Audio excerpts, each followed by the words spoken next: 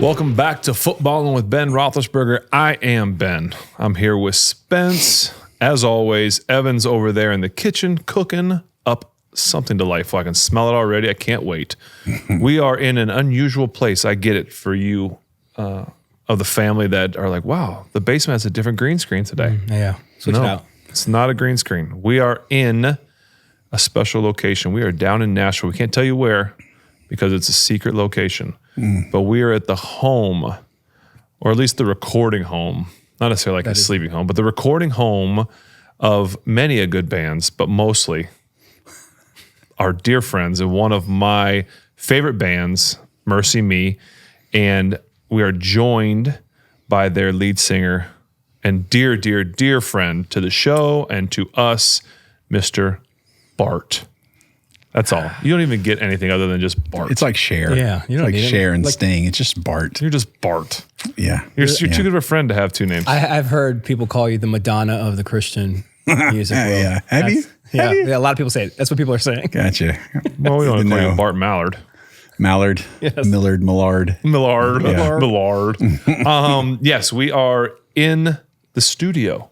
Yeah. This is the studio where Mercy Me has produced something like 23 number ones. I feel like when you come in here, you just naturally create number one. So I think we're going to do a footballing song. Oh, yeah, dude. In a little bit. Well, we found out. It'll probably be number one. I don't see why it wouldn't be. We found out earlier, which was really a hidden talent. I didn't realize how good you were at drums. Oh, thank you. It was, I don't know, I've had a cold for like 6 months. You just... I need to cut to that clip. I'll get it to you. Listen, that's not my drums. I didn't want to mess with Robbie's drums because it's his drum set, and I know how he gets when you touch his drumstick. Don't touch his drumstick. And so I didn't want to do it, and you guys made me, and so I was uncomfortable, but I did it. And it is what it is. I don't want to talk about it. But anyway. Not one to brag. Not one to brag. Not one to brag. Yeah, I get we are surrounded by so much. I mean, there's gold records. I don't even know what kind of. There's just a lot of cool stuff around here. So we're honored to be here, Bart. Thank you for having. Thank you for allowing us to host our show here. Of course, we're doing a couple really cool episodes while we're down here, and so we're just thankful for the opportunity to get to do this. You lit a fire back there for us. We can't even see it, but it looks. I can, and it looks incredible. It just Eagle Scout worthy. Such a just the hospitality through the roof. People call him the Ron Swanson of the Christian music. I'm a Renaissance man. That's what I am. Yes. But yes, anyway, Mercy Me, 30 years. You guys just celebrated 30 years together. Yeah. It's a long time for any band. Yeah. But, we're going to put them on the Mount Rushmore of Christian music. You feel like you have to, right? I mean, you guys have done, like, do you have, I know that, I mean, you probably don't think about this. Do you have a Mount Rushmore? I think about it nightly. Yeah. Are those texts? Yes. When you just get four names that change, I'm still changing the Mount Rushmore. Yeah. Do you have one, Ben? Mount Rushmore of Christian music. And they'd be my friends, and so I would probably be. I mean, people would be like, "What are you talking about?" Yeah, I'd be super biased. Like Striper. I'm sorry. Striper. Ladies and gentlemen, this episode is going to be a lot different because we always want you guys to be like, know what it's like when we just sit around and hang out. Yeah. That's what this episode is really going to be. There's going to be some. You're either going to love this show or you're going to hate this show. Absolutely hate this show. Yeah. The three of us are genuinely great friends. Yes. We really are. And you're going to just either think you're sitting here having, like, this is what these three idiots talk about all the time. Yeah. I mean, so we're going to be all over the place. We are going to do a 7's Top 7. We are going to do the family dinner with Evan bringing some food over. We are going to talk about football. We're going to talk about music. We're going to talk about movies. We're going to be all over the place. But just be prepared that it's going to be like a roller coaster, that we are going to be here, then there, and it's popcorn. So just sorry. Yeah. Or you're welcome. Yeah. I'm going to enjoy it. This is going to be great for us. You're going to get some fun stories. So we'll definitely have three of the five guys on our text thread are in the same room. Yeah, well, we wouldn't invite Bill and Jason. We like to throw them under the bus. Right, true. Well, yeah. They didn't make it. Yeah, we need a villain. Everything needs a villain, right? They're our villain. But that would be well, it's because they're Ohio State fans. They've never been on, right? Have they? Beal was. Beal was. They should be on an episode because that would be incredible. So Beal sat in the background of one when we went to Columbus. We went to Brew Dog. We went to, and we stayed. They have like a beer hotel, right? And we stayed there. And Beal was just in the background because he came to. And he was electrifying. He was not on camera. No, was he ever on camera? No, he was just eating chicken wings. We had full conversations with him. And it was, him adding his 2 cents and doing all the stuff that he does. It was great. So we're very thankful for that. Love you, bud. I like any good footballing though, we are going to be a little organized early. Of course. So we will start this show with 7's top 7. Sounds good. Oh, because that way we can at least be semi-organized and seem like we know what we're doing. Okay. So in order to do 7's top 7, we had to think of a fun topic. And obviously when you have a dear friend, you have to really figure out what do you want to do? Right. What was our thought? And we had to think of something interesting. We could have done things like your top musicians. We could have done favorite instruments to play. We could have done all kinds of things. But you don't play any instruments. Triangle. Cowbell. What we wanted to do, and we'll get into this a little more, you are from the Dallas area. Mm-hmm. You are a diehard Cowboys, Dallas. Rangers, Stars, Mavericks. Yep. Even with Luka leaving? Yeah. You talking about that? Even with McCarthy leaving and Sean Harris coming? Yeah, I'm doing all right. That all happened in the same week. Die hard Dallas. Die hard. So, and you're a big sports guy, and we'll definitely get into sports and this, that, and the other.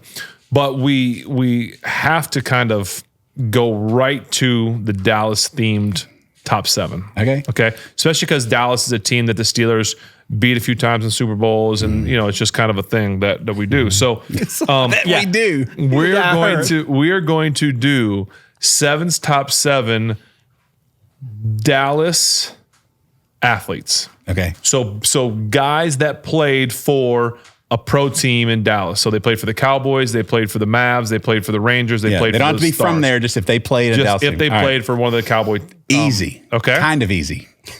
Well, that's because there's not that many, or is that what you're thinking? No, I mean, there's a few, no. It's harder for me to try and find people, but I'll take care of it. I got it. We are going to work from 7 to 1. Okay. I'm going to give you my number 7. Mm-hmm. I'll let you can agree, disagree. Okay. Whatever. And then I want to hear your number 7. Okay, great. And I'll disagree with you. Okay. I'll talk about them. Okay. So starting, and again, I don't even know, what's the best theme for this? The Dallas played. Top 7 Dallas professional athletes. There we go. Again. Is that good? Number 7 for me. It's not all gold, folks. And I do have 3 honorable mentions that we'll talk about at the end. Okay, that's what I was wondering, because in my head I have a similar situation. You can't have more than 2, 3. I have. Because you could just be like, I've got all these. You can't do that. You can't be you'll appreciate my explanation for a couple of these. Okay. Number 7, Troy Aikman. Okay. That's my number 7. He's not my top 7. Interesting. Wow. And he calls himself. Why not? Why would Troy Aikman not make? I feel like, because I feel like the trio, they're part of the trios in the top 7, and they all kind of come together for me. And by trio, you mean Irvin, Aikman, and Smith. Yeah, right. And I'm a lifelong, and it's like a part of my thinking of who it is who made an impression in my life. And so that was my college years when they won. And I love them. I love Aikman, but I've got. Okay. Listen, he would be an honorable mention. Let's put it that way. I went back and forth. Okay. That's fine. I can respect. But you're probably not going to appreciate my 7. I might not. My number 7. And only 7? My number 7 is Luka. But he's not even the Dallas. What are you talking about? He's not even. No, he was. I'm saying you said. So we're going with guys that. Oh, you said in the Dallas that played in Dallas. Yeah, no, he's a Laker. It's a sensitive. You're changing the rules. How does he not count? Let me make sure. That happens everyone. I don't understand it. Okay, so are we doing? I forget. Are we doing LA guys or not LA guys? Yeah. Okay. Yeah. Come on, man. He plays for the Lakers. LeBron right? James Jr.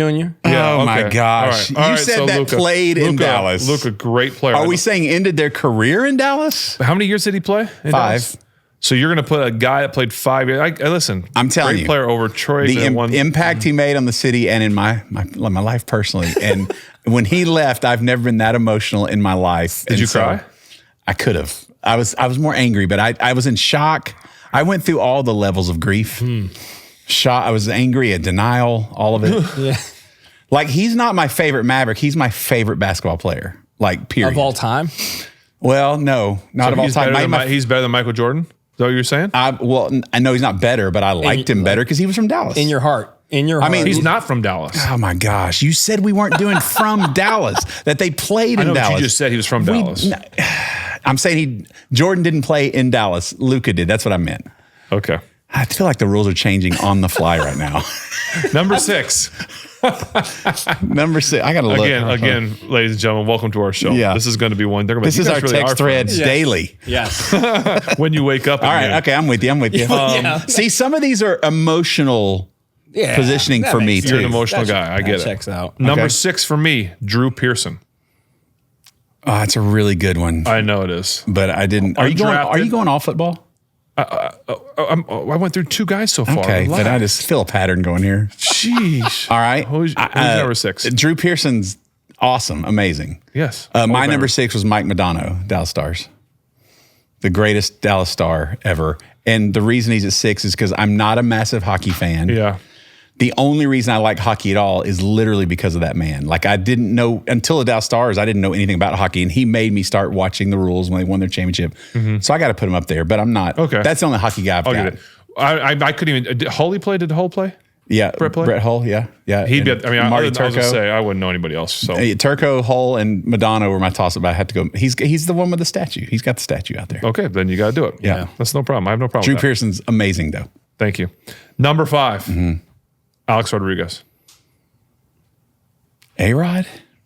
A-Rod is one of the best baseball players. And he's the least liked in Dallas. Nobody are we going by liked or are we going by well, top I'm guys? Just saying, if I'm making you happy or my Dallas family happy, they would not let me say A-Rod ever.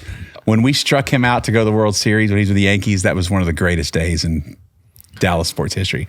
I appreciate him. Great player. But I like well, never mind. I'm not going to say that.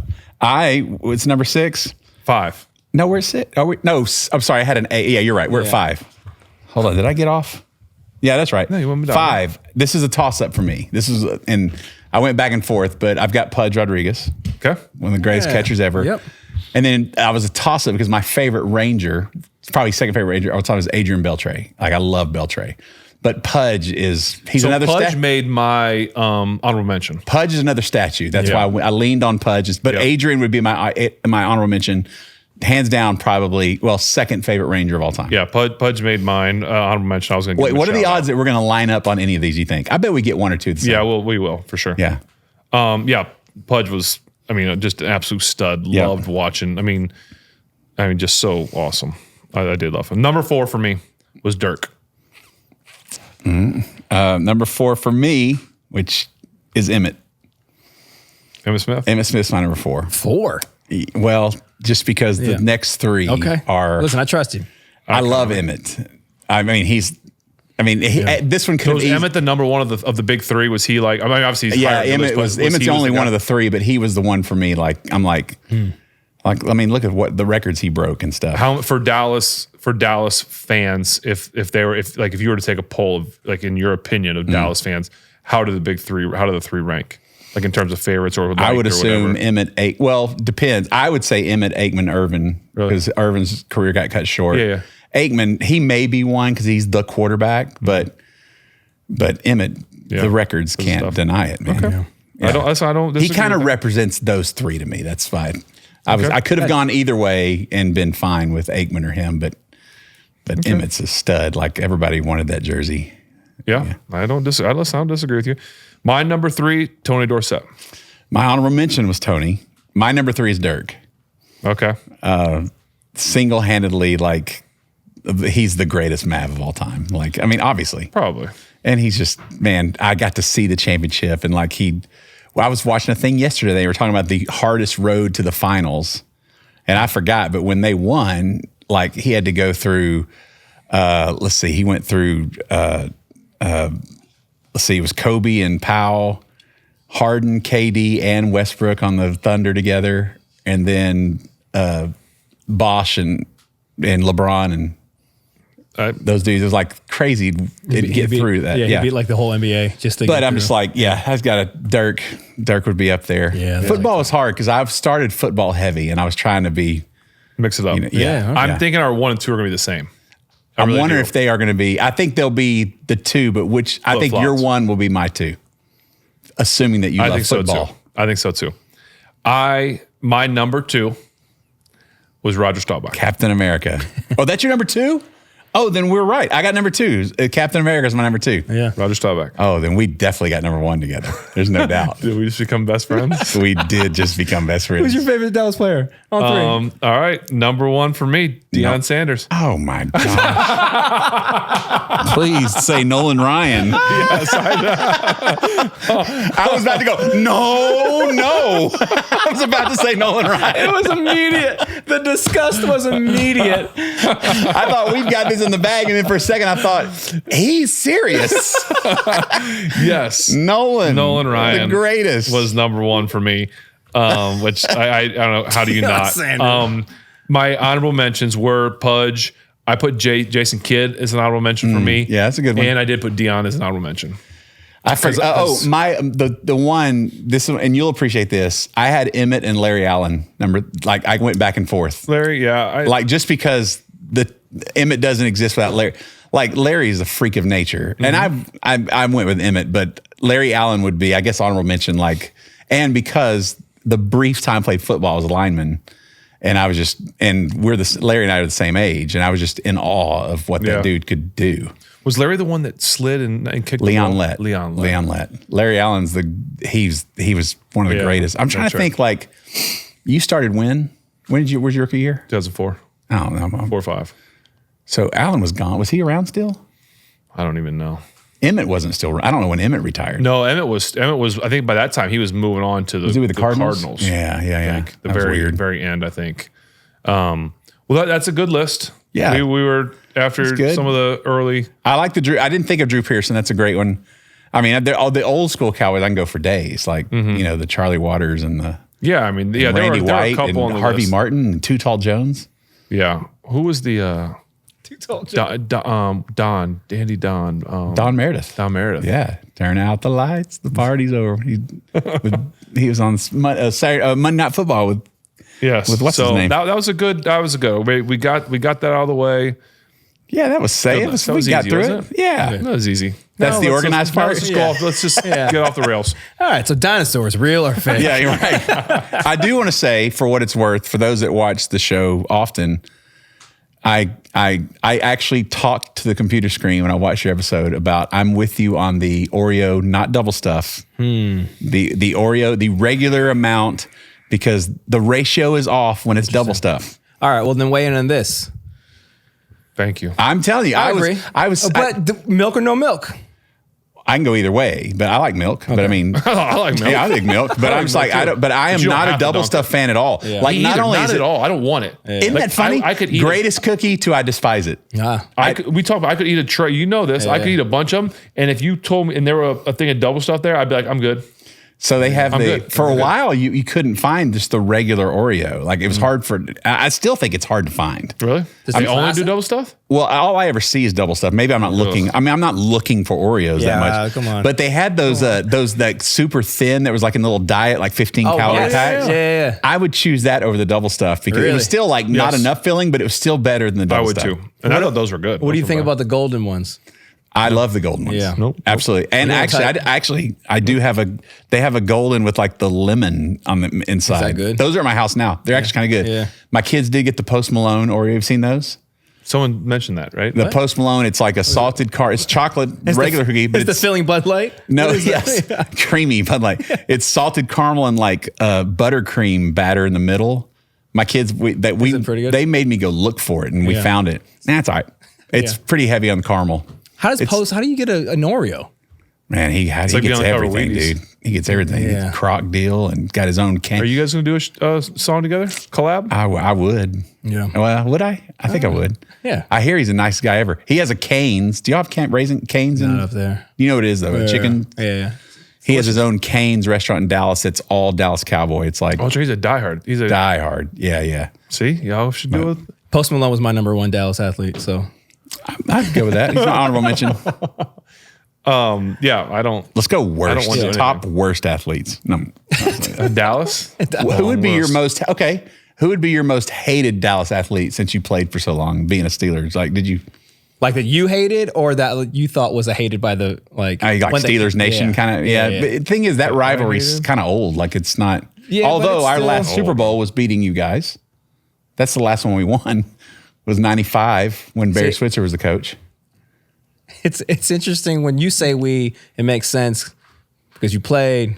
When he says we, I was like, did Mercy me? As a paying fan, I have every right to say we. In fact, I would say I hurt a little more sometimes. I bet Evan would agree. Oh yeah, it hurt a little more as a fan. Was that the Neil O'Donnell throwing the interception twice? No, Neil.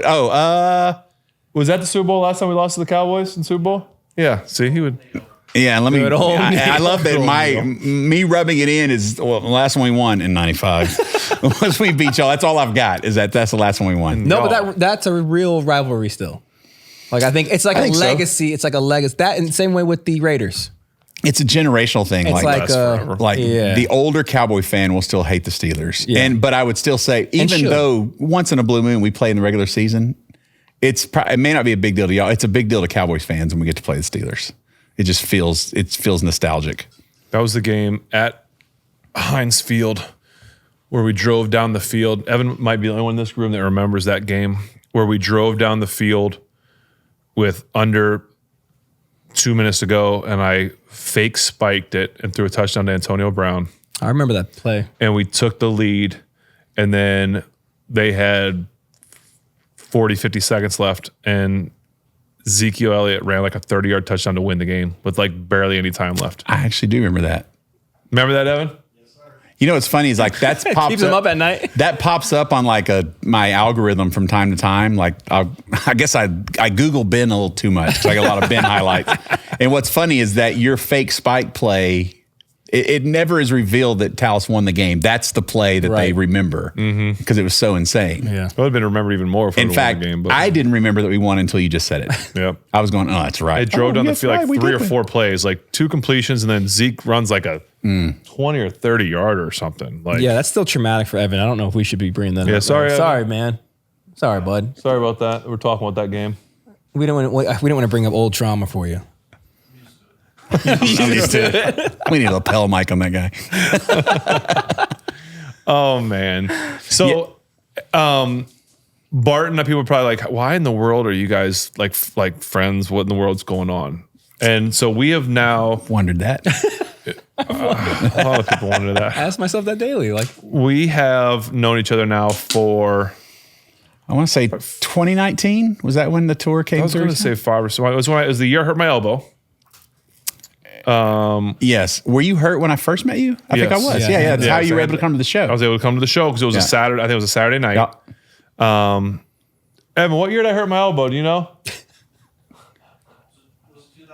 It had to be 2019. Yeah. Because we knew each other. I don't know. No, that's right. Evan, it was fall. It was fall of 2019 because the only reason I remember this is because COVID hits in the spring of 2020, and we stayed in touch. But I'll never forget you calling me going, I'm trying to take guitar lessons in our time off. You remember that? Oh, yeah. And you sent me a video of you trying to strum chords with what part of your arm would still work at the time. Yes, I do remember that. So 2019, you guys were in Pittsburgh, and we ended up going to a show.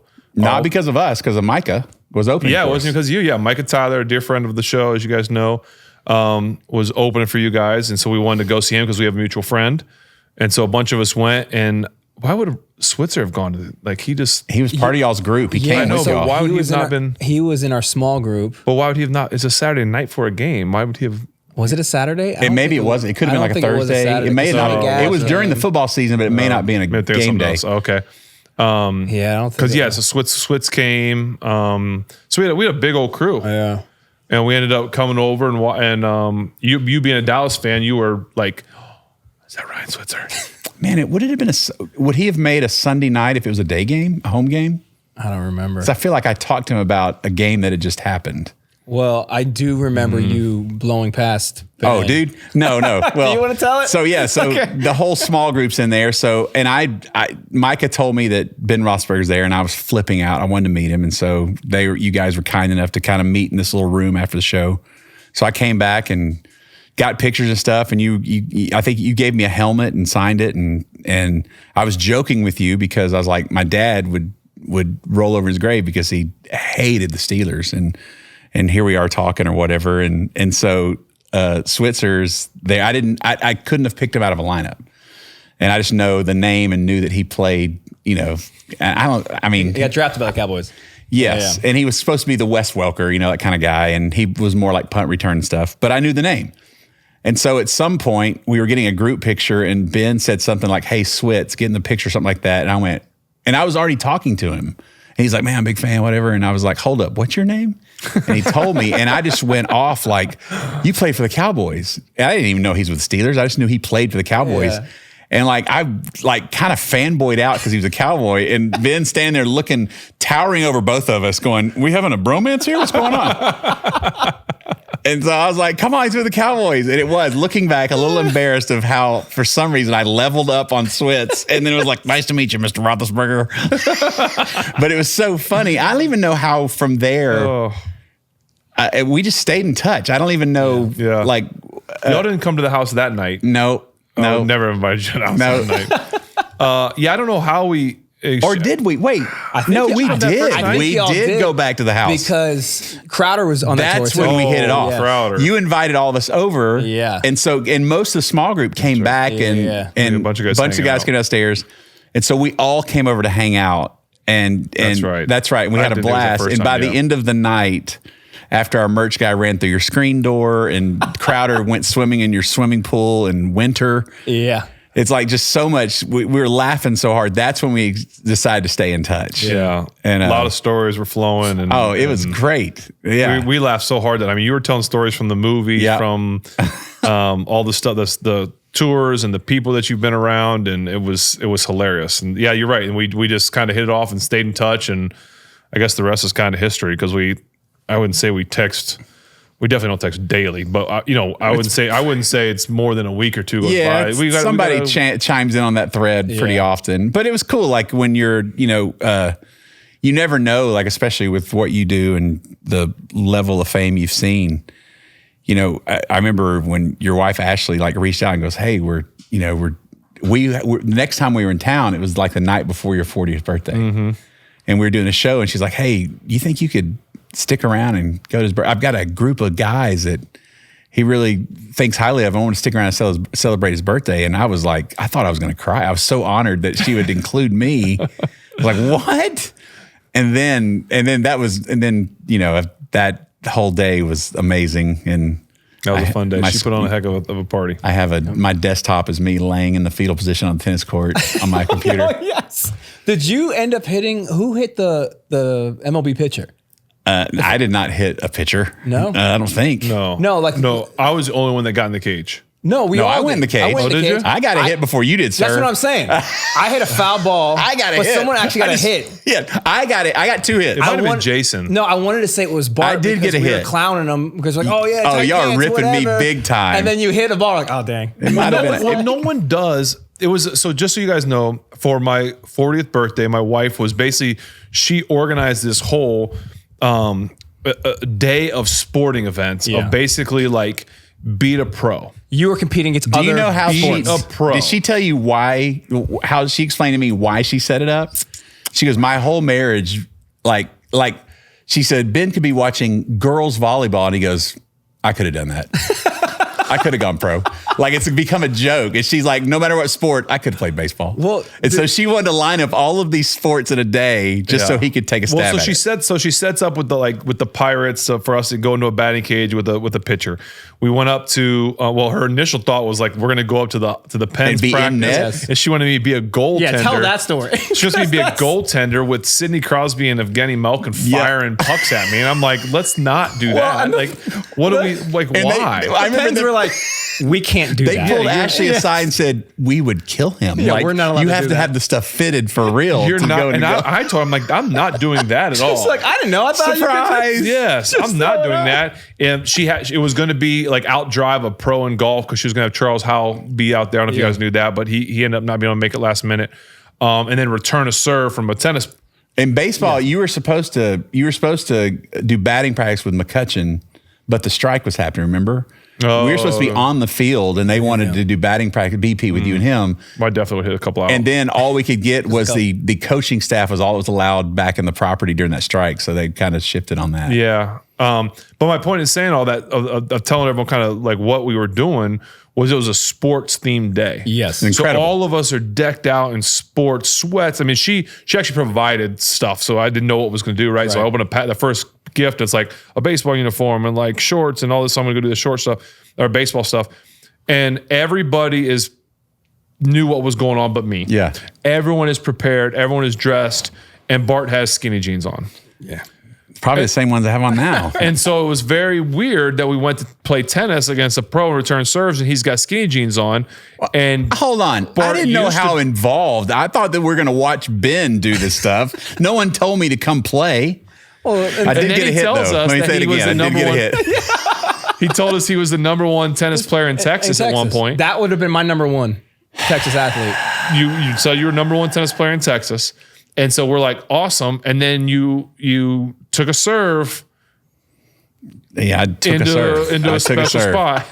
I took a serve. And you went to the fetal position. I did. And it just happened to be the time, like the tennis thing was she wanted to get this guy just graduated, I think Penn State, and had just gone pro. Yeah. He's about to go pro, and he has a pro serve, and it was, could we return a serve?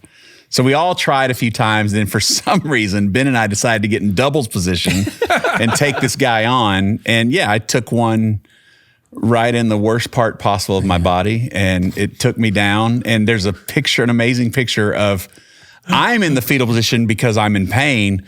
Ben's in the fetal position because he can't stop laughing at me. Like there was never, are you okay? No. Or nothing. It was just, he had to walk away just laughing. Yeah, it was one of my best moments. It was so funny.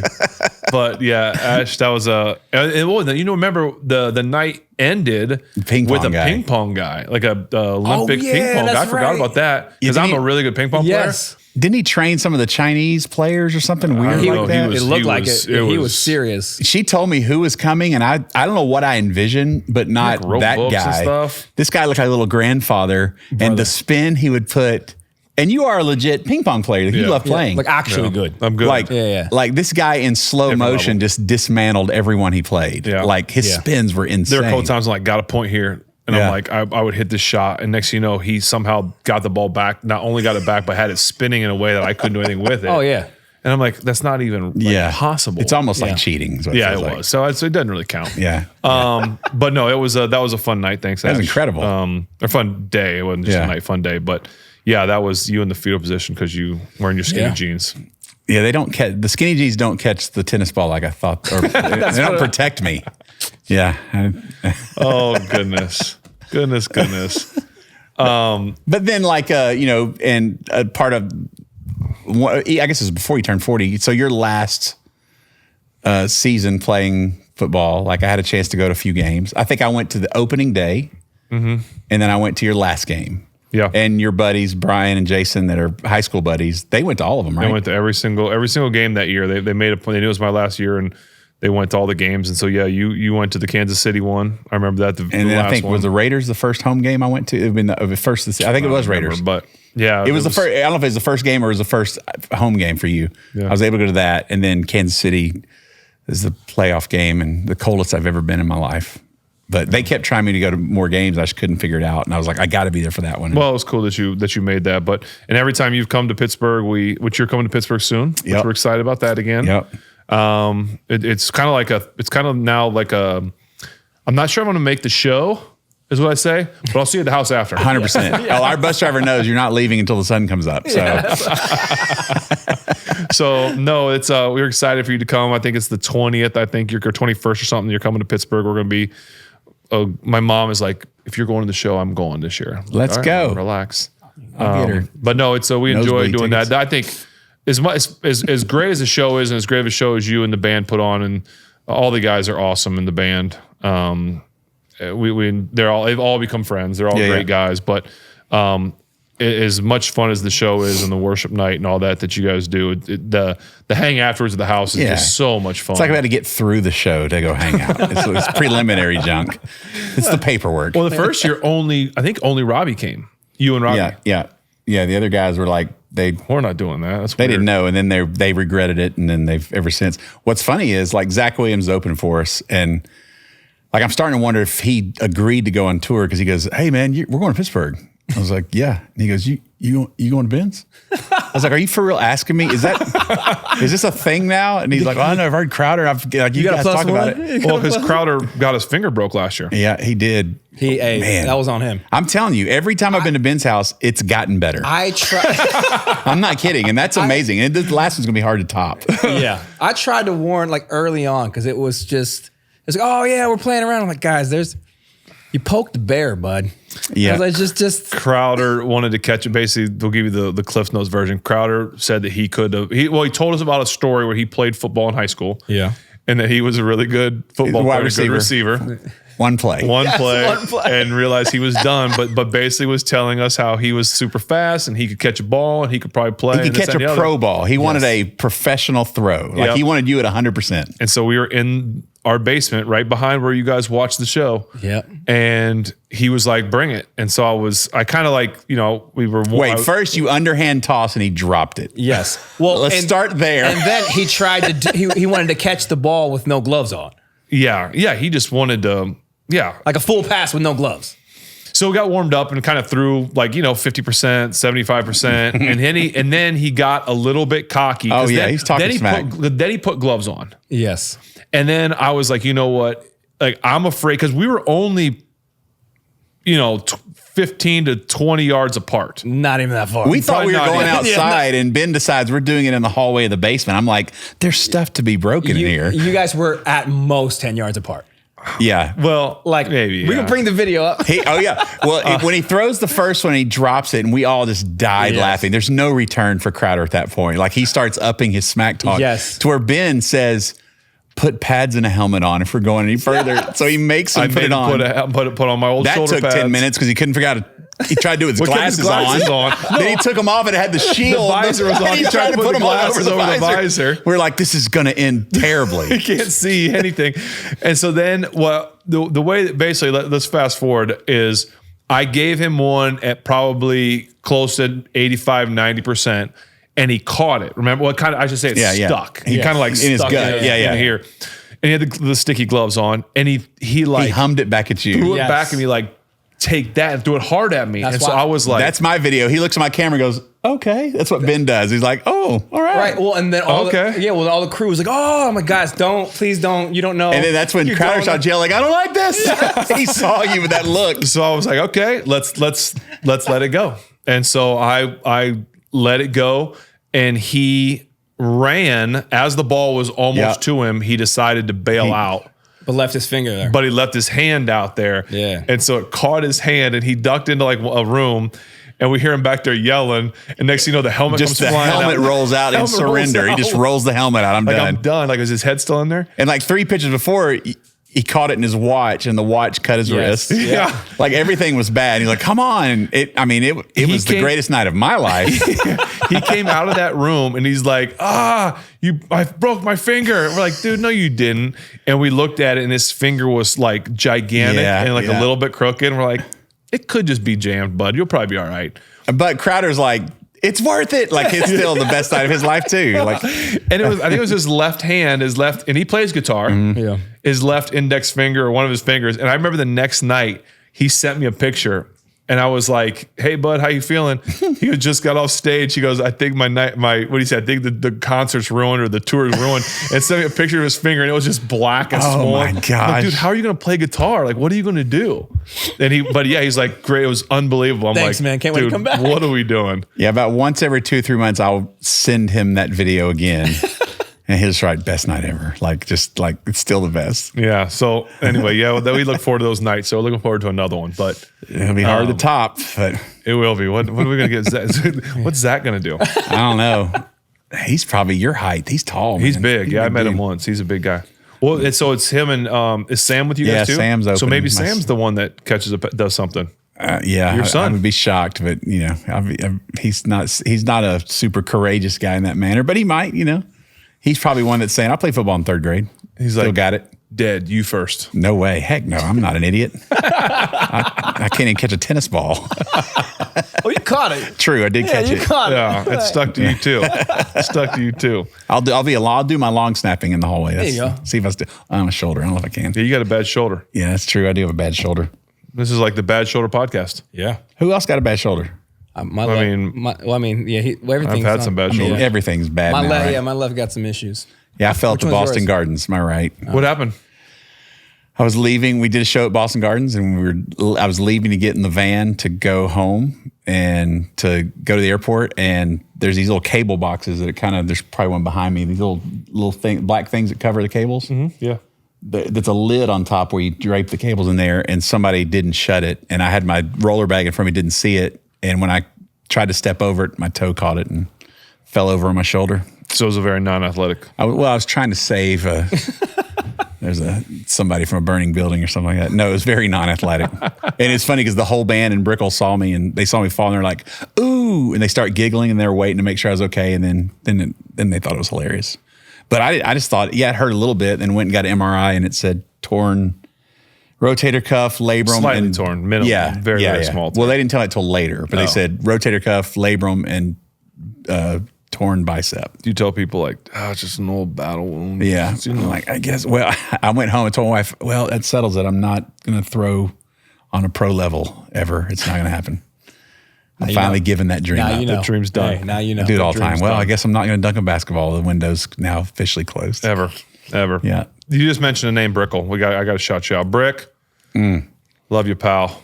The man, the myth, the legend. I texted him earlier, and I said, Ben's up here doing podcasts, and he goes, with who? And I named who's going to be here, and he's like, and me? And I was like, where are you? And he's in Florida right now with his daughter for like 3 months. She's going to probably be in the Olympics for riding horses. Oh, nice, yeah. And so there's a place in Ocala they go down, and so he's dad of the year. He's down there so she can ride. He's like fixing four-wheelers and doing stuff around the barn. And the only thing that would have been better is if we would have done this podcast in his house and not told him, and he watches it, and he's like, wait, how did... Well, when you were trying to figure out where to go, he has this like Steelers trophy room, and I was like, this would be a good spot. And then I realized he wasn't here, and for a second thought, I could have got you in easily. That would have been, and he would have been so happy. I know. It was the best day. I'm crying. Brickell's the best. He is the best. He's such a good, because obviously he discovered you. Kind of. In a way? Kind of, I or was guess. it Trace Atkins? Yes, Trace Atkins. No, we were already discovered you, but I mean, yes, I would say that's probably true. We were a band. We started in '94, and we were out of Oklahoma City, and we were just playing wherever a church would have us or whatever. And there was a band called Audio Adrenaline that was coming through town, and we had done it long enough where we were kind of the local band that would open at this college, Oklahoma Baptist University. Whenever somebody came through. And so Audio Adrenaline was coming through, and the school said, hey, this Mercy Me band, we want them to open.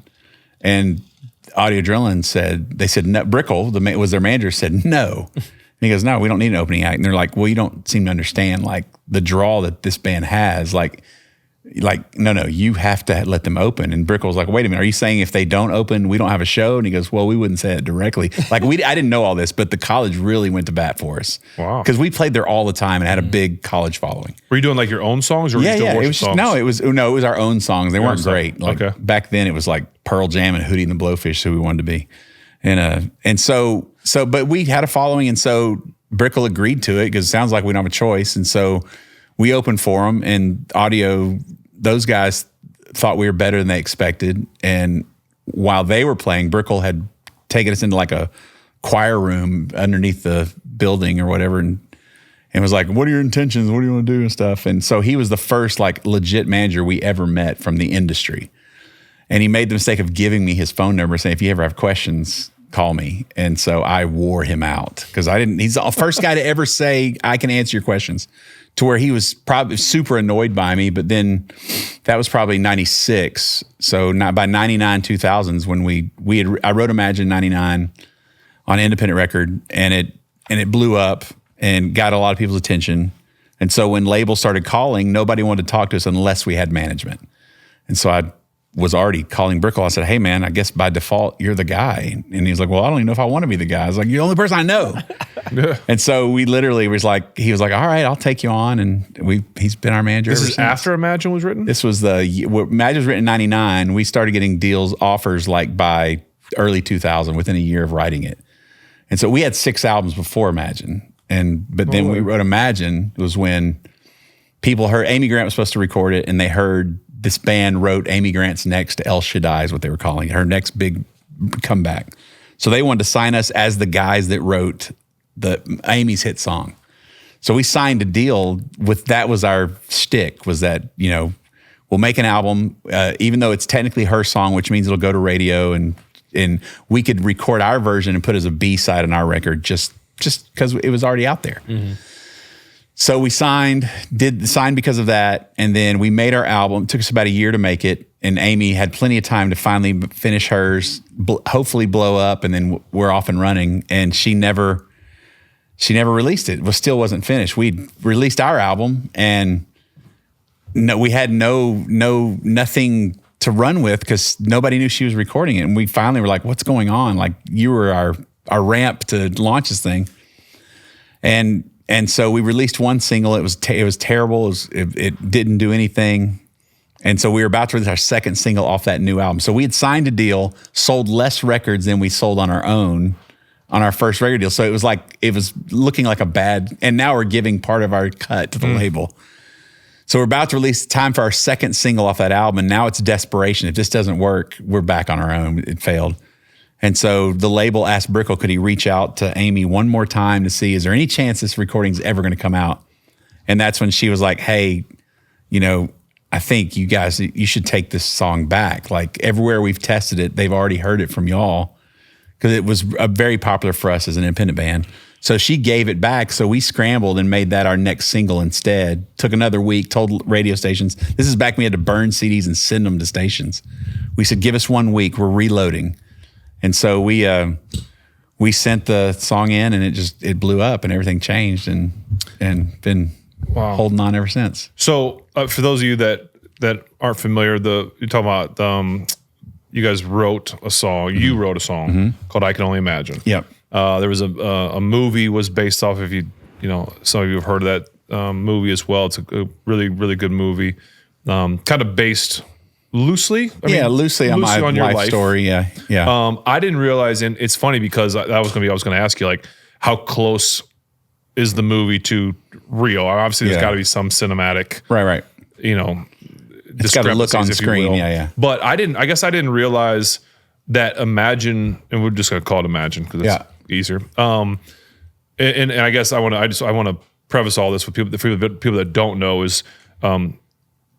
I Can Only Imagine, the song, is kind of what made Mercy Me a big deal. Oh, no question. Agreed? I mean, Not kind of. It is what kind of separated you guys. It's probably the biggest Christian song of all time, arguably. I mean, there's other ones, but in terms of because it hit charts, it did both Christian charts and the contemporary charts, correct? Yeah. Yes. It's they tell us it's the most streamed Christian song of all time, and. Yeah, it was big. I mean, and so when we wrote Imagine, signed the deal, released it, and it blew up for us. And so, for an album to go platinum is 1 million albums sold. And it's different now because, albums don't sell. It's about streams. But back then, that was a huge deal to go 1 million. And so we released it in Christian music, and it went platinum, which was a huge deal. And so we kind of ran its course and was like, man, that's amazing, and our lives will be changed forever. And so it was time to release the next album. And so the album's called Spoken For. So we released that, which had a song called Word of God Speak, and it was running up the charts. And this is right after 9/11 had happened. And I get a phone call from a friend of mine in Dallas, where I was outside of Dallas where I was living, said, you need to turn it on to Wild 100, which is a pop top 40 station in Dallas. They said they're playing Imagine. I was like, that can't be right. And so I turned on, and I'm literally sitting at home. I turned on, and when I turn on, all the DJ says is stop calling. We'll play it again in a second. And for 4 hours, the whole morning show, which was the show was called Big Fitz and Big Gay Steven in the morning. and they were kind of a shock jock, like Howard Stern type show. And they for the next 4 hours, the only song they played on their show was I Can Only Imagine. They would play it, then talk about it. People would call in tears, and reason I say people ask why it happened, I don't know, but I think we as a society were in a weird spot after 9/11. So I think it was kind of the perfect storm, if you will. Like, there was a lot of things, like we got stories of people playing it at a bunch of the funerals for firemen and all that kind of stuff. And we had moved on to the next album, and all of a sudden this pops up, and they were one of the first stations. This is when everything was early, like YouTube was new, everything was early. And they were one of the first ones to where listeners could get online and they would vote on what they thought the top 5 or top 10 of their stations should be. It was listener supported. And so for about 6 months, Imagine was number 1 on their top 40 station. And then it was LL Cool J, J-Lo had a song, and then 50 Cent Into Club. Those were the top 3 songs on their station. And so it created such a buzz, like all those DJs would talk and stuff. And I remember calling our label going, I don't know what's happening or what we should do. And he goes, I don't either. Because most of the time, if you're a Christian artist that's trying to cross over, you water your message down. Well, we weren't looking for this. And what do we do? It's like, it's pretty blatant what it's, and it doesn't make any sense. And they found the right people to kind of help kind of steer this. And they had this, I guess it didn't seem brilliant at the time, but they said, all we know to do is let's burn a CD of Imagine, send it to every pop station, and say, play it once. If you get no reaction or negative, just throw it away. And everyone that played it, it went number 1. And so we went double platinum just during that mainstream section, sold another 2 million records. While we're promoting our second album, that thing blew up again. And so it was like, and we went from we'd play a church one night, then we'd go to Leno and play the next night, and then back to a church, and then we'd do Ryan Seacrest's Disney Christmas special the next night. It was like that. Like, I wouldn't wish it on my worst enemy. It was so chaotic and so busy, but it was like it blew up like we never dreamed of it would. And then that was like 2002, 2004 in that area. And then 2017, somebody decided, not me, somebody else decided they wanted to try to make a movie to tell the story. And they kind of did, and it blew up again and went nuts. And now I don't know, it's like I really don't know. It's like 7 or 8 times platinum or something like that, I think. I don't know. That's crazy. Yeah. I guess I had no idea. I thought, well, I guess maybe because I'm going off the movie that like that was your big, like that's when you guys made, like that was, obviously you made it from that, but you said you had like albums, we had 6 albums before that. But understand, like we were a starving artist, and 6 albums because we knew how to make the albums we all roomed together and lived together in Oklahoma City at the time. So we could make the albums for nothing. So we did have 6 albums. That last one that had Imagine was, we wanted to be a rock band, and then we realized the only thing that was paying the bills was playing church camps every summer, and all they want is, the worship songs that have hand signs and stuff. And so we would do those, and just like, we hated it. Like, we hated covering those songs. We wanted to be the rock band, but this was paying the bills. And so we thought, what if we made a worship out? This is before worship music was a big deal. Like, wrote original songs that were, and just did our own. And so we did all these songs that kind of would cater to kids coming with hand signs and doing stuff. But then the last song was Imagine, that I just wrote. I just had to get out of my system. But for a year, we never played it live because it didn't fit all the goofy little worship songs. It wasn't part of that until one camp asked us, can you play that Heaven song? And we, behind the curtains on stage, had to learn our own song. We'd never played it. And then they opened the curtain, and we play it like during the altar call at the end of the thing. And the lights are hitting us. We can't see past the spotlight, and there's just dead silence. And we were like, this is the worst decision we ever made. And when the lights come up, everybody had come to the altar and we're like in tears. And we kind of realized we're going to play this the rest of our lives. Like, it was something we'd never seen before. And so it did, like, before that, if we sold enough records to pay our phone bill in a year, that was huge. And that album we sold like 180,000 units out of the trunk of our car in a year, which is, I mean, that's massive for an artist now. Yeah. But, it was like, people didn't believe that was true. Like, labels like, that can't be right. And they were like, yeah, it changed our life. Like, it's not even close. The other 6 were just us trying to figure it out.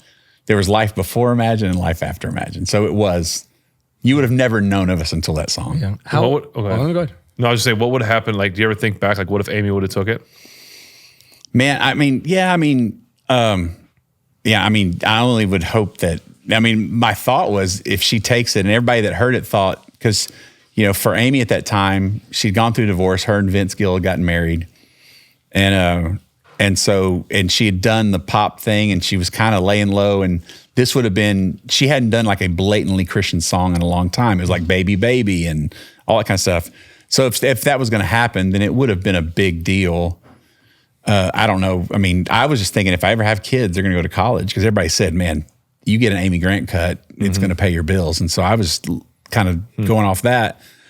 Am I grateful that she gave it back? Of course. Like, it's changed our lives. And Amy's changed our lives many times. Like, she's been instrumental in our lives a lot. Like, right after that, when it all blew up, we were going to open for Michael W. Smith, and it was like his 20th anniversary tour. And so it was this big deal. And so it was us, and it was David Crowder was brand new. And so he was the first act in us and Smitty. And that's when we became friends forever ago. This would have been probably 2004, 2005. And Amy would come out every once in a while to the show and sing Thy Word and El Shaddai, which Smitty co-wrote. And she was inconsistent. She would come out on certain days and just sing. And we found her sitting on the side stage watching our whole set. And she was about to go back out on tour. And I would say it's safe to say she kind of went through the church was not very kind to her remarrying. It was just a weird, like, they were rough on her. And she was feeling it. Like, and I just remember one night we were supposed to do our first tour, headlining tour. We're taking out a guy named Bebo Norman, and it was the I Can Only Imagine tour. And it was going to be, this was a summer shed. We're doing Smitty. This is going to be in the fall. And we were so excited, our first tour. And during that tour, Amy comes up and says, hey, I want to go on tour with y'all. And we went, and we knew what that meant, that she wants us to open for her, and we're crazy to turn that down. So we were getting ready to either shut it down or bring Bebo and move our tour to an opening slot. We're trying to figure out what to do. And as we're trying to do all the math, she goes, no. No, I want to be on your tour. I want to open for you. Jeez. And we were like, say what now? And so she goes, I just want to be around you guys and your crew, and just like, I'm not in a place where I want to headline. I just want to be around good people. So our first headlining tour was Amy Grant opening for us. Jeez. No business. Like, her band was top. She still, like, she paid for the best players, and it was like everything was so much better. It was just, and it was weird. Like, she had massive production, she'd be done, and we're like, hey, everybody. It was just so backwards. And then Vince Gill would come out and just do Go Rest High in That Mountain in her set. And then we had to follow that. And it was like, it was these guys. Right. Yeah. We were just the post show. We were her. Yeah. We weren't her opener. We were her closer, but it was about her.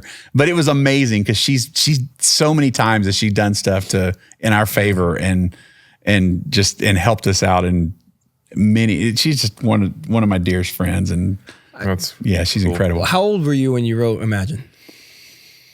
I would have been probably 27, 28, maybe. I feel like 28, maybe. The artist journey is like a series of time and labor, and you can earn it.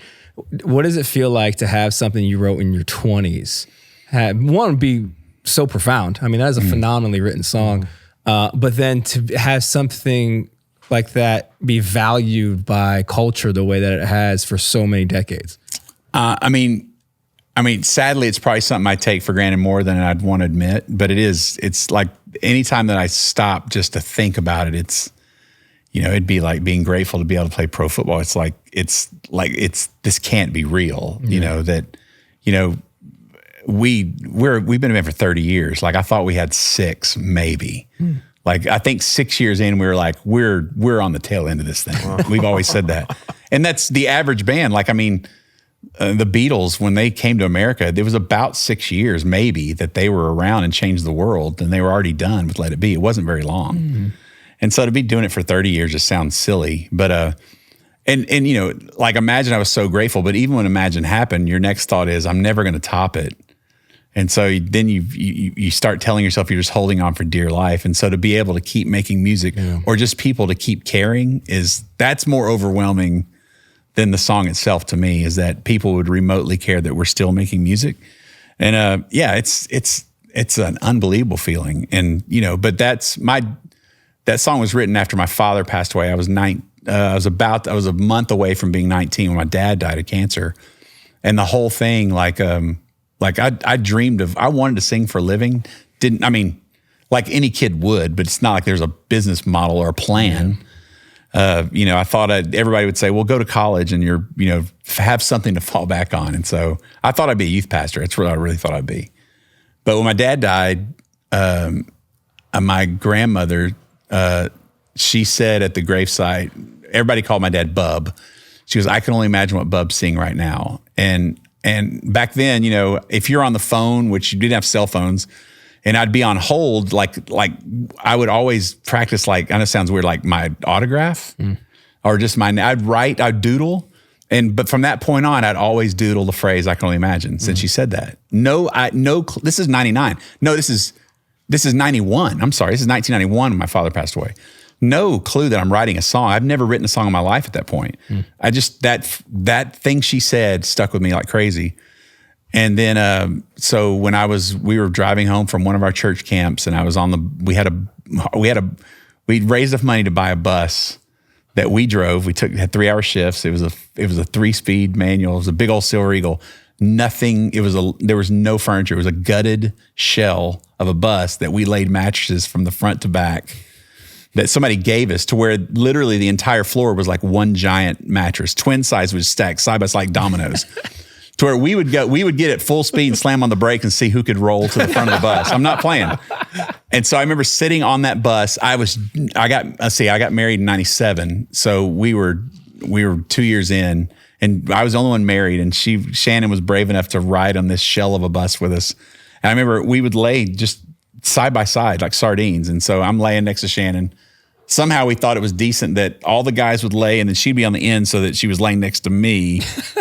But we were all like in, the sleeping bags or whatever. And I remember setting up, and we had one more record, and we needed one more song. And I was trying to find a blank page to write any idea, because we had one more day in the little studio we had the next day. And every page I could only imagine doodled on it. I couldn't find a blank page on my whole spiral notebook. And so I finally was like, all right, I get it. And so the only time in my life I wrote the lyrics down with no mistakes in about 5 minutes. Really? Like nothing, no order change, nothing. So the song as you see as it today is exactly the way I wrote it. And that's never happened. But you got to think, since 91, I'd been asking those questions, maybe not in music form, but I've been wondering that. Because, I'm 18 when my dad dies, and everyone said if he could choose, he'd rather be there than be here. I appreciate the sentiment, but nothing pisses an 18-year-old more off than saying he'd rather be somewhere else than with you. And so even though I was the good Christian kid that, obsessed with Christian music, it didn't sit well with me. And so honestly, me thinking of that song for so many years wasn't because I'm a super Christian.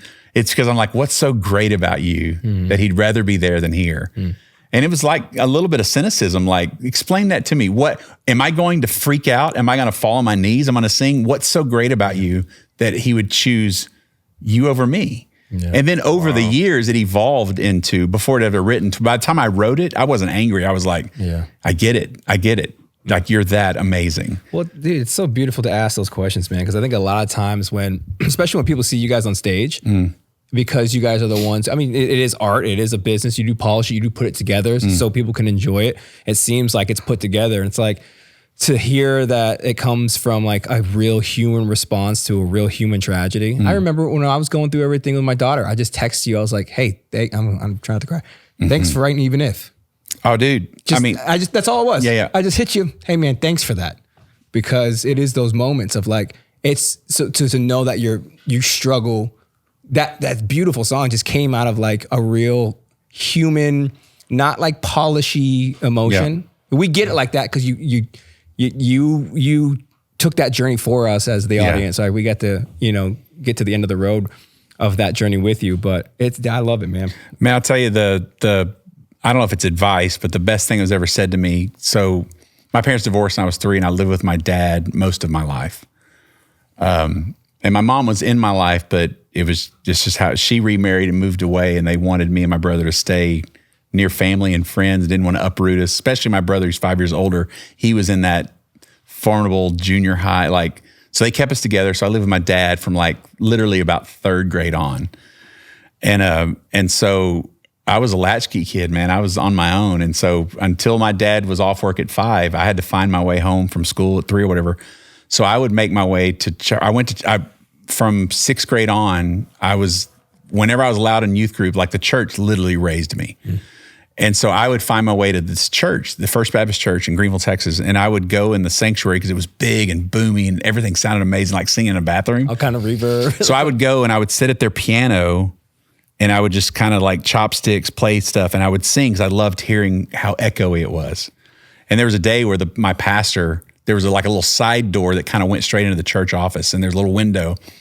And I was always alone, and I saw him looking in, and had the door cracked, listening, and I got embarrassed and stopped. And he walked in, he said, "What you're doing right now," I had to be I wasn't driving yet. It's probably a sophomore, about to get my license, because I didn't do it as much when I could drive. He goes, "What you're doing right now," he goes, "if you can figure out how to peel your chest open and let people see your heart, they'll follow you anywhere."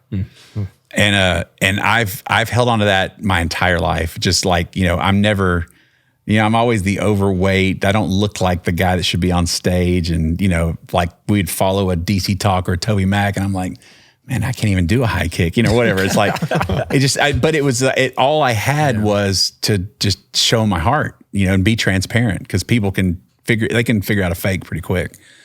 And so it's funny because I'll meet people like Dennis Quaid in the movie. This guy has spent all of his years acting, but they act in a film setting in a very controlled environment where they're running through lines, but rarely do they get to be in front of audit crowds. And so there was a few shows where, well, maybe not Dennis, but there were other people, we'd have them come out to a show and get them on stage, and they would get really nervous. I'm not used to crowds. And somebody'd go, "I don't know how you do it. How do you do this?" I'm like, "How do you share your heart?" And I was like, dude, it's almost a curse, because this talking makes me more nervous than if I'm on stage, no one's going to talk back. They can't get to me. So I can say whatever I want. And there's still this weird gap. It sounds like I'm being so vulnerable, and I am, but it's safer to me because I don't have to hear the opinion or the pushback or you know what I'm saying? Dude, I used to say that to people when I would tour. Like, there's safety under the lights. 100%. And I couldn't. I might as well be alone. Yes. I can barely see 100%, dude. And they're like, "You're so brave." And am I? I feel like I'm running from a lot of things doing this. Oh, let's go. Look at this. That's not sushi. That's not sushi. We had a joke about, I knew there was cooking and I don't like seafood at all. And this would be the time to where he would make me eat as much sushi as possible, just to see my response. Yeah. Well, this is a special part. I mean, this is not. We're going to keep it going, but since we're on family, it feels very fitting that we'll keep the family talk going during the family dinner, because that's what we feel special about our shows. We want family. I know you have a big family. I do have a big family. 5 kids. And I'm sure, at one point you probably did dinners together as much as you could. We still do. So that's what we want. That's one of the things about this show is we wanted to do family dinner and talk about family stuff. So this kind of whole show has been family dinner. So we, Evan. Yes. Hello, sir. Hello. This is Bart. Hello, Bart. Evan, nice to meet you. Nice to meet you as well. That's good. We'll take it from one. Evan, tell us what we have here. Okay, from the back corner. Okay, right there. That's it's like a deviled egg potato salad. Yeah, you can send Did you make that or buy that? I made that. Of course you did. I just wanted to. I know. What if he goes, in fact, I did buy it. I actually bought that. No, that's a. It's once in the show that words escape me, and this is that moment. That is a London broil, a barbecued London broil. Barbecue? With a hickory brown sugar barbecue sauce. Okay.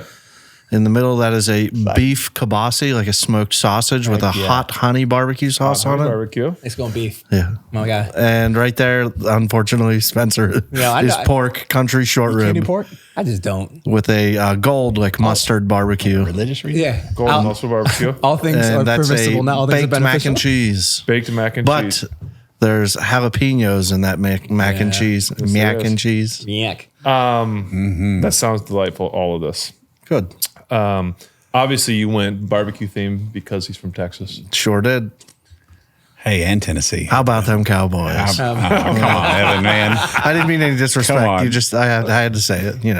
Yeah, it's one of those things. Well, y'all probably watch the show and know it. I didn't know it all, but before we started this, it's like Mr. Steeler himself, Ben, is asking Evan for accurate like stats and stuff because he is the true Steelers fan. Oh, yeah. He knows way more about the Steelers than I do.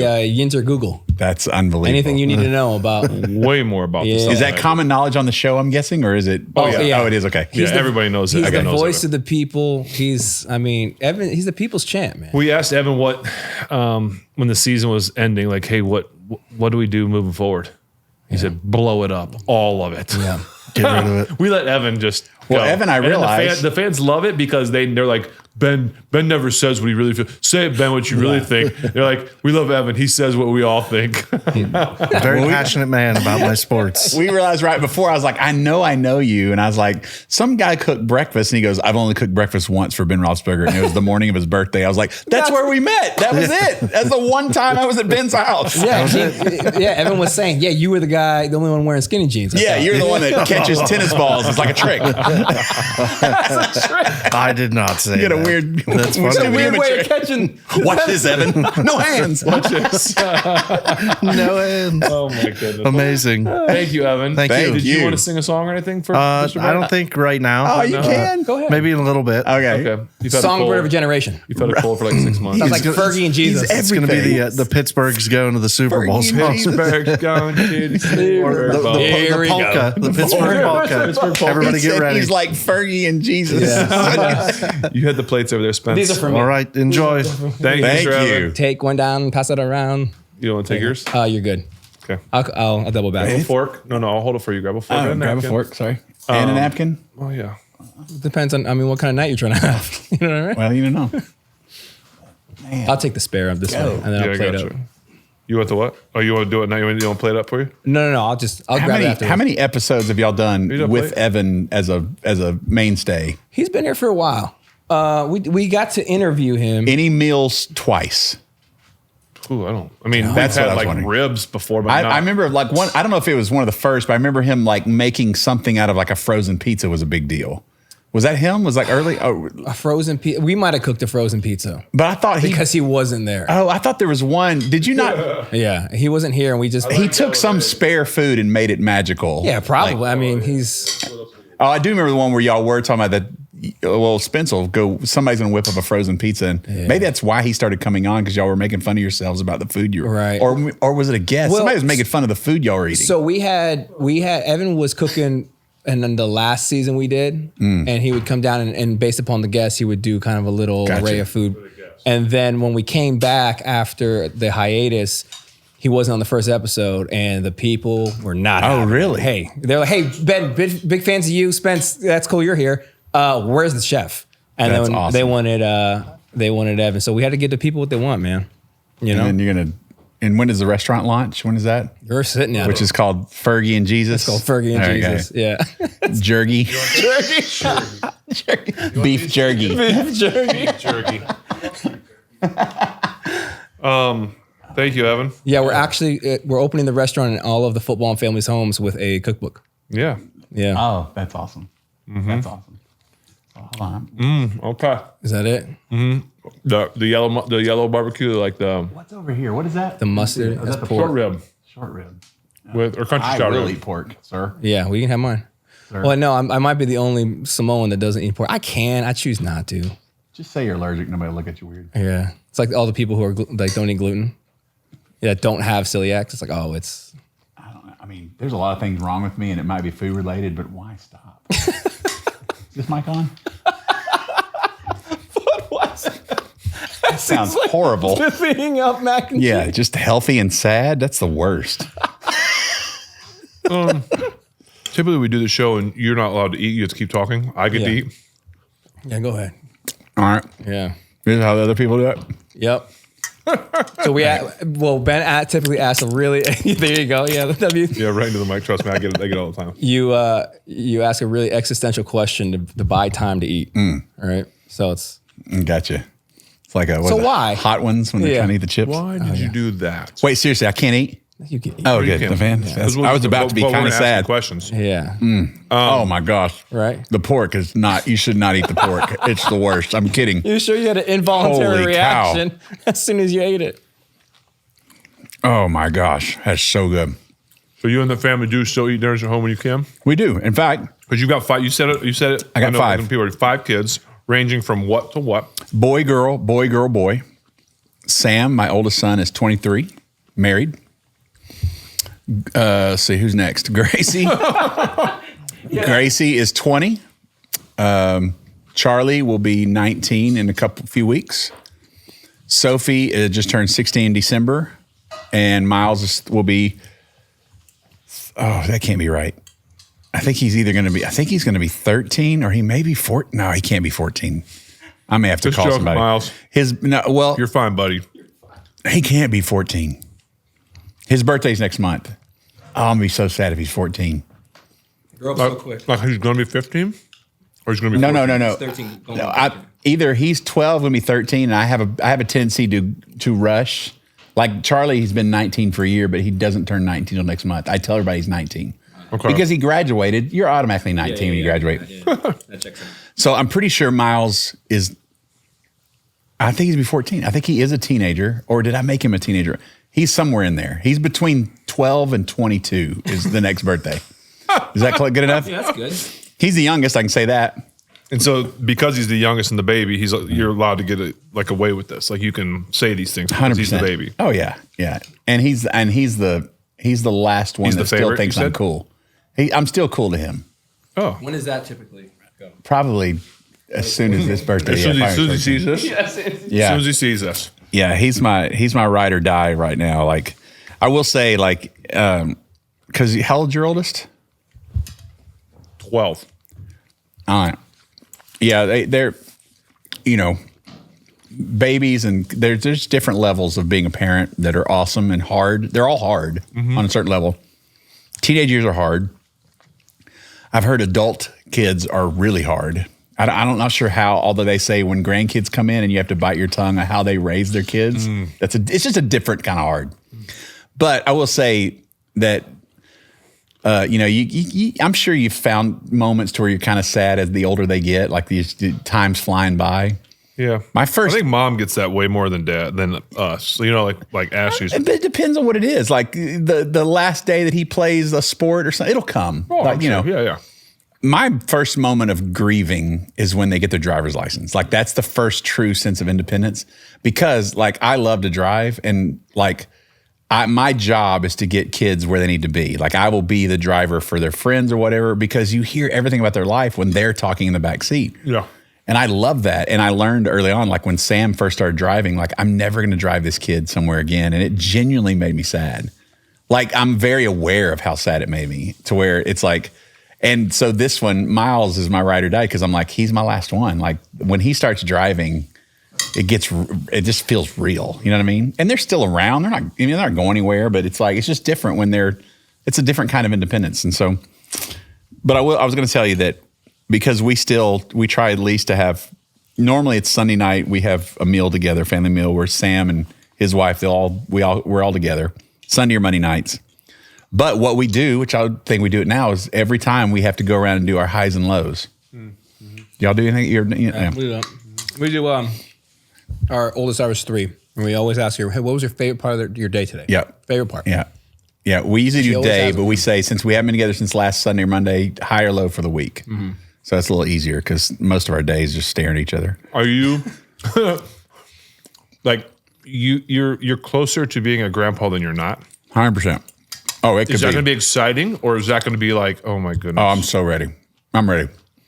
Yeah, that kid is in so much trouble. Well, yeah. What excites you the most about? Spoiling it and giving it back. All of my life savings is going towards that child. just revenge? I'm spending. I'm going to ruin that kid, and then I'm going to send him home just a jerk, or her. It's like they're going to go away when they're not cool, but I'm so ready. I love that when they're that little. And man, my dad. I'm 52. My dad died when he was 48, and he, I would say that my only brother, Stephen, they were pregnant with his first. Shout out, Steven. You're the best. He is the best. And Oh, here you go. yes, That's my guy. That's what you need. yeah. Steven, And you my guy. that is it. You know. Yeah. The only thing would be better is if he like showed up right here. Like, Oh, right that'd be here. amazing. Ben returned the favor and came to my 50th birthday, and my brother was there, and my brother is pretty entertaining, and he decided that Ben was his new best friend. I love, my favorite picture is Steven talks with his hands, and my brother, and he's telling Ben a story out on the porch, and he has his hand on Ben's knee as he's talking to him, and my picture is just Ben looking at his hand like, I'm going to murder you. Here's what it looks like. It's like the only picture I held on to. Anyway, but Steve, they were pregnant with his first child, and when it was really grim, they told my dad, and he was like, "Well, will I make it to see my first grandbaby?" And the doctor didn't know, but he was a close friend of the family and knew there was. I'm just going to tell him yes, no matter what. You're going to make it, like, because he knew, and I think we probably got 6 more months out of him trying to rally, but he passed away about a month before she was born, and so. And my brother tells me daily, like whenever I talk to him, he's like, you don't even know, because he's got grandkids. He's like, you don't even know, dude. It's the greatest thing ever. So yeah, I'm like, at first you're kind of like, man, I don't want him to have a kid because he didn't, he's going to struggle. And, it's the same things we worried about. But now I'm like, he's going to be fine. Man, we'll figure it out. Like, it's just, and they're at that point where they've been married for 2 years, and I think they've kind of got the itch. So we'll see. Is Shannon ready to be a grandma? No question. Yeah. She. Some people, I'm saying, like some people don't want to have that label of being like a grandma. Like being old. Yeah. Oh man, I could care less. Look at my beard, dude. I could have been a grandma for years. So sick of trying to dye that thing. Just for men? Oh man. Yeah. Gosh, I should own stock in it. Yeah, it's whenever a tour starts, I'm like, I guess I should, but I don't know if I'm gonna do it anymore. Although I'm pale skinned, when I get hot, my skin turns red, and it's like the beard turns whiter, like I'm Santa Claus, because my face is so red. That's a good look. Is it though? Is it? Is it though? Yeah. All right. Is it a good look? And then if I shave, I just got like the turkey gobbler. It's got too much. I don't have a good jaw for no beard. You ever shaved your beard? Yeah, I've been clean shaven before. Like recently? No. And when you do it, do you immediately regret it like most men do? Like it's instant regret, like, oh no, what have I done? Yeah, I can't. Yeah, I'm pretty handsome. You are. You're quite the Ashley specimen. tells me I'm very But handsome. you could have a Jay Leno jaw, and when you shave it, you feel like you have your lip goes straight to your Adam's apple. Like there's no chin because it's just smaller than you thought. It takes it. Look, Evan. I heard Evan. laughing in the kitchen. You ever shaved it, Evan? Every once in a while, I'll mess up. So that. And do you regret it? Oh, absolutely. See, it's there's no time in life where there's more immediate regret than shaving your beard. Like it's like, what have I done? And then I just try to stay indoors until it comes back. I'm not kidding. And it'll be right before a photo shoot that I forgot about. And it's like, great. You should shave it before this tour. No way. Yeah. It'd be No, great. it wouldn't take much to talk me into. I will do it, believing. You know how many times I believed I wouldn't feel that way this time around, Yeah. and it's like, You're looking healthier. You're I looking know. thinner. I you're look like an looking accountant. strong. I look like a man. I should wear short sleeve button up shirts when I do it because it's just like What about like a Fu Manchu or something? Go, No, a little handlebar. I can That do the is- goatee. Lamb chops. I call it the youth pastor's goatee. I can Yeah, do that. there you go. Yeah. What about just a mustache? I wish I would love to do a mustache, but the chin, it's just got you. upper lip to neck. That's all it is. patch. Soul patch. Soul patch. Soul patch, You know what's man. sad is I've done all of these. Like, You gotta I find used to your way. shave my head for years. I think you had a soul patch when you were like really heavy, don't you? Didn't you have like a strong soul patch when you were like a little bigger? and a I think I Mr. saw your Clean picture. earring. Yeah. No, You had an earring? You had the Mr. Clean earring. Yeah, I did.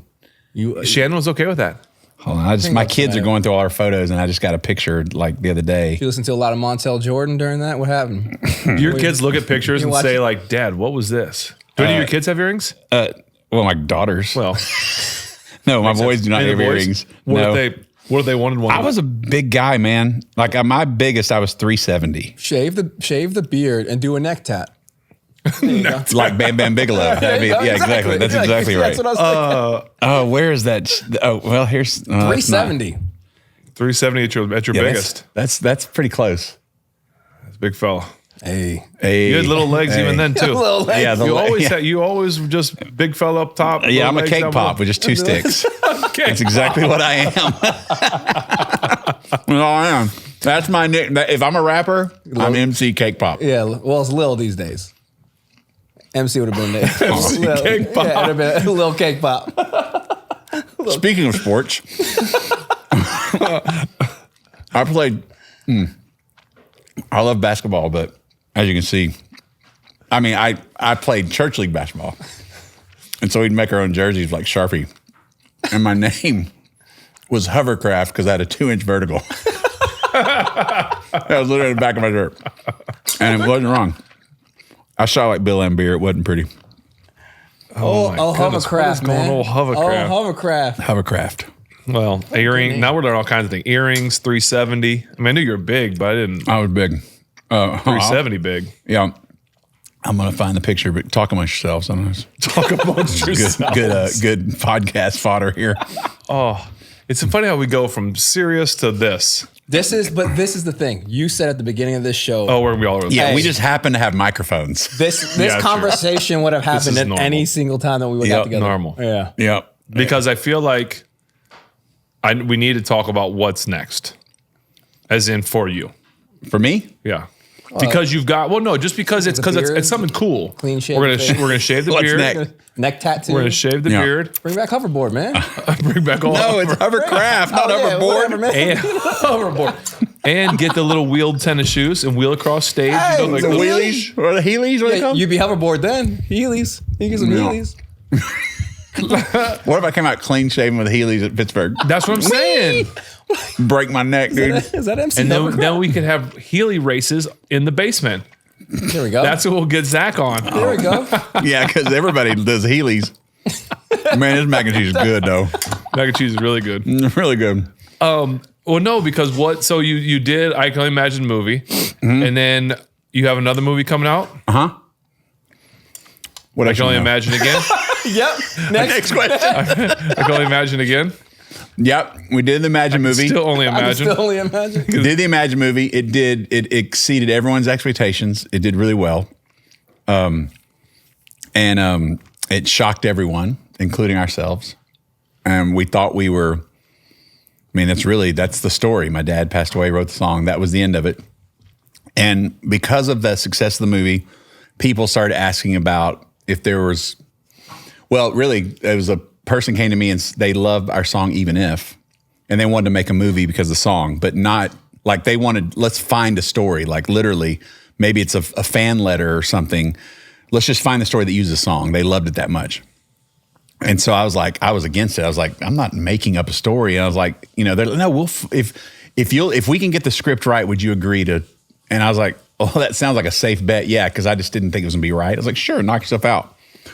And so she wanted me involved. And so she was like, I want to find a great screenwriter. And I was like, I only know one. It's the guy that co-wrote Imagine, named Brent McCorkle. That's literally the only one I know. She was great. Let's start there. So Brent comes to this room, and he had just done the Jesus Revolution movie also in Kingdom. That's who did Imagine. Well, the Irwin brothers, and because of the success of Imagine, Kingdom was formed. That company was because of that movie. They did Jesus Revolution. I'm talking to Brent.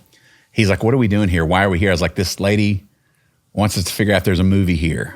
And I said, she wanted, maybe there's fan mail or whatever. And he's like, well, where'd the movie come from? So I told him the story of the song is about my oldest son, Sam, has been a diabetic, type 1 diabetic since he was 2. And that happened right after Imagine had blown up, like Sam, it was like 2004. It's right in the middle of the height of our success. I'm dealing with this chronic illness that wasn't going away, and it was really messed with my head, and I went this deep depression for a lot of reasons, but that was just one of them. Was that my anytime you find out your kid's broken and you can't fix them, for any dad, that's hard. And so I'm telling him the story just because he's like, well, where'd it come from? And I was like, that happened. And then when Sam was probably 12 or 13, it's the illness. The chronic part of it is so hard because it never lets up. In Sam's life, by this point, he's probably had about 60,000 shots in his life. And insulin's just life support to keep him alive. And during this time, I was supposed to write with a guy named Tim Timmons, and I had a writing session that day, and we had the same doctor for him that was about to retire or moved on or something. And so we were switching doctors. And the last thing the old doctor said was, Sam's about to be driving soon. He needs to become more independent and learn how, because we were giving him shots. He needs to learn this on his own. You can't be there the rest of his life. So he was probably 14 or 15 actually. And so we were supposed to start letting him take responsibility, which there was a learning curve. He was going to get it wrong.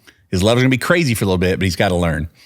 So then we go to the doctor again, new doctor, who doesn't know this is what we're in the middle of. She sees his levels and she walks in and says, if you keep this up, your son will be dead by 21.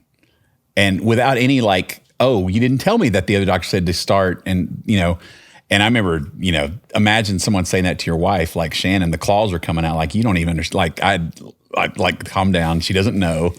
But I was kind of the same way. And it was just such a reality check. And she wasn't wrong. She just didn't know in context what we were going through. And I went from that deal, not realizing how much it messed me emotionally, straight to a writing session with Tim. And I went in there and I just unloaded on Tim. Like, I'm sick of this. I can't do this for the long haul. And I was questioning everything, like, why us? And, I'm a fake on stage and I can't even keep my, it just went off. And Tim, who's been a dear friend forever, I met him. He was our opening act. We became best friends years ago. And Tim is someone who has lived with this rare blood cancer. He still has it to this day. And the doctor said, we don't know why it's not progressing, but it's not going away. Good luck. And he's had it for probably close to 20 years. He's had to live with not knowing, how long he's got. And so his deal is he takes a Sharpie and writes an X on his wrist every day to remind himself that I woke up another day. That's how he lives his life. And I knew that, but at the time I'm going off like, woe is me and blah, blah, blah. And I was like, you don't even understand what I'm talking about. And he's kind of grinning at me, playing like wrap it up music at an awards show. He's like noodling, playing Yanni on a piano to where it kind of ticked me off. I thought he was kind of making fun of me because he'd be like us, dogging each other. And I was like, you know what? I'm not in a mood. And I left. And the things I was saying to him was like, man, I would love to be like Shadrach, Meshach, and Abednego, to where it's like, you could burn us, but regardless what happens, I'm not going to bow. Like, we know God can save us, but even if he doesn't, we're still not giving in. So I'd give anything for a second to be that guy. So I leave because I'm mad at him for not taking me seriously or stuff. And then he sends me a voice memo and goes, I tried to write this song 5 years ago, and he sends me the chorus to Even If. Exactly. I don't think we changed it at all. And I remember pulling over and just sobbing uncontrollably. Similar when you said, that's what it did to me. I was like, are you kidding me? And so we went and literally spent the rest of that day finishing the song and recording it. And so I'm telling this to Brent, and Brent's over there, tears up. And he goes, this is the movie. I was like, what do you mean? He goes, this is the movie. And then he was like, man, because he's done Jesus Revolution, several things with him. He goes, in fact, this sounds crazy, but what if we were able to get the cast back and it's in the same universe? And this is kind of like, I guess it's technically not a sequel, but it's the same characters, and this is what happens next. And I'm like, that sounds insane, but he's like, just trust me on this. And so he went and pitched the idea to Lionsgate, and 2 seconds they're like, yes, we want to do it. And so that's how it came about. So it is technically a sequel, but it's not. It's like in that universe. Like my daughter put it best. She goes, sounds like a sequel for a songwriter just means the next song. Yeah. So the movie's around Easter of 26, what I'm told. They're about to start filming. And we got an album that hopefully will release in August. And it's been a while, so it's time. And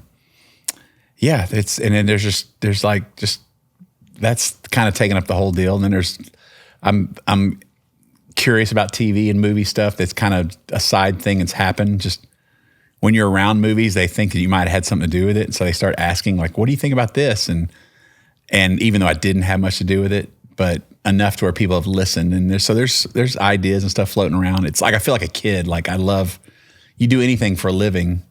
I told my son, Sam, I was like, enjoy this as long as you can, because it's going to become a job at some point. And it's different then. And so I was like, don't be in a hurry to sign. Do it because you love it.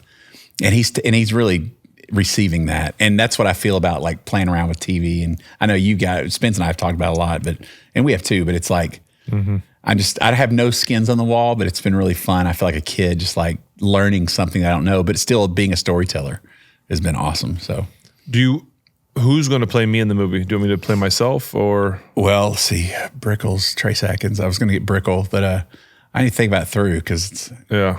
I feel like who would, I mean, just let me know. I can do, if you just need a quick cameo, I can appear as myself or something. gosh, you know? would it be amazing if like I got Beal to like ask me, hello, Miss, hey, Big Ben, he just passed by. Would that be like the best Easter egg ever? I think you would love that, wouldn't you? Oh, goodness. Please do that. Oh, you got a beard? Please do that. Big Ben, hello. They just keep moving. Was that Bill on stilts? What Bill? was that? What was going on? No, he's there? 4'2". He's got my head. This is part of the head. Man. Oh man. Well, that's awesome. I'm excited for that movie, and just another great song. I feel like that's all you guys do is make great music. So Man. thank you for that. Oh, I appreciate it. Well, and that's, you talk about even if, but like, when you were going through your stuff, there's a song on this new album that was, it's three guys are responsible. Three different just tough seasons were happening at the same time. And you and Mike Matheny was going through some stuff, and my pastor married my wife and I, his wife passed away at that time.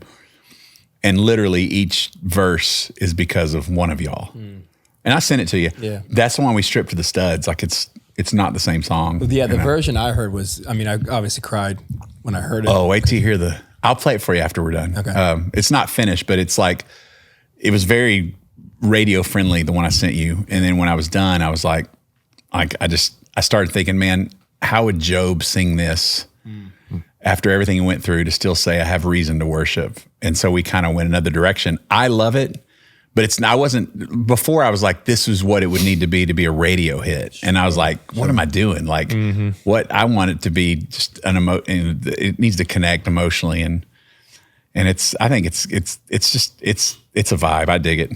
Hopefully you like it. Oh, we're excited to hear it. I appreciate you being a part of this show. Man, Appreciate you about time. allowing us to. We were gonna wait till you came to Pittsburgh, but that was like it'll waste that, never ruin the happen. whole. And then there's more important things to do that Yeah, night. then Crowder would break one of my throw cameras. footballs. It'll never happen. So we appreciate you allowing us to use the studio.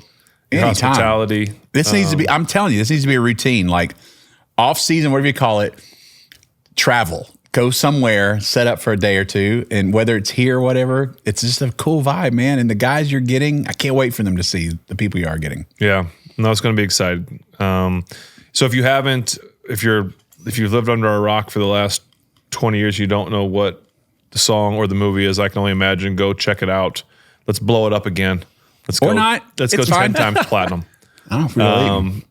But no, check it out seriously because it's just the song, if you don't know it, is special, and the movie is really. I mean, I have not seen the movie since I've met you either, since I know you, and I feel like I want to go back and watch it, but then I feel like I'm going to be like, hey, like this doesn't seem right. This doesn't seem like or something. I think the next episode is just us, the three of us, having to watch the movie and just talk about it. What was that old show that we had the three guys in the shadow? He figures the front. 3000. 3000. Size Space 3000. Odyssey. No. It's Oh, we still watch it. with the three guys in the middle, with Like the skeleton. one's a robot, Yeah. one's a something, and they comment on Something this. Theater 3000. Yes. Mystery Science Theater. Science Theater Yeah, 3000. That's it. Science and Space Odyssey got me mixed. Yeah, That's the three of us watching it, sitting in the front, just the back of our heads. that's a whole nother podcast. Just Yes. us doing movies. I mean, that's almost y'all watching the football games that I've It's the watched. same thing. It's Yeah. close. It's basically the same thing. thing. So, but no, we are honored to have you on here. Obviously, you are a dear friend of ours, and so it made so much sense to do this. So, thanks for sharing a little bit of your story with us. Excited for even if that's going to be cool to see, and encourage you guys out there. If you don't know the story, go check out the story. You have a book out. You have a book that's out there. I know it's not new, but Yeah, something like that. there's Yeah. a book. But check out Bart's story. It's it'll tug at the heartstrings. And if for like the Steelers fans, I don't even know if you know this. My only claim to fame is that. Remember we watched the playoff game that got y'all in the playoffs on FaceTime. Remember that? Yeah. Two Were you different- on that? I was on with Toby. Oh, I hate you. But two different news outlets from Pittsburgh called me about that footage. No way. About and no, this is embarrassing. One of them was like, "That's you." I was like, No, that's Toby. I literally had to tell him I'm the one in the kids' table in the bottom corner. But they call me because of my post. I made it known I called first. That's so funny, dude. But I remember I had people ask me. I never actually did the interview. They called and was like, "We want to know," and I was like, "Yeah, we were just watching the game," and because you put that Raiders helmet on. Remember?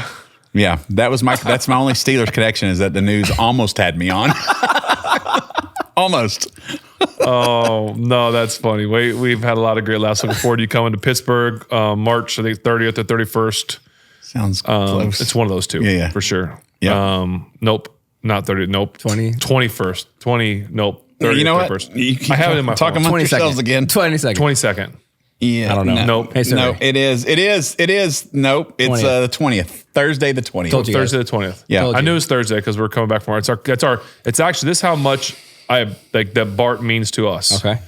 That's our kids, like we're on spring break that week. And we're coming back early from spring break to go Wow. to the show or to have you all over. Just saying, we're cutting our kids' That is spring break so short kind of you. Wow. That's so nice of you. just to hang out. Taking it away from the kids, Bart. Yeah, Good for you. it's typical. Yeah. Yeah. Typical from the kids. Yeah, But- well, I appreciate it. It Yeah. means more. We're gonna have fun. So anyway, thank you all for tuning in. We appreciate it. Thank you, Evan, for the amazing food as always. Oh, man. Barbecue I'm spectacular. going to wait and tear into that when y'all turn it off because I'm about to use my hands. The mac and cheese spectacular. But we appreciate y'all tuning in, and we'll see you when we see you.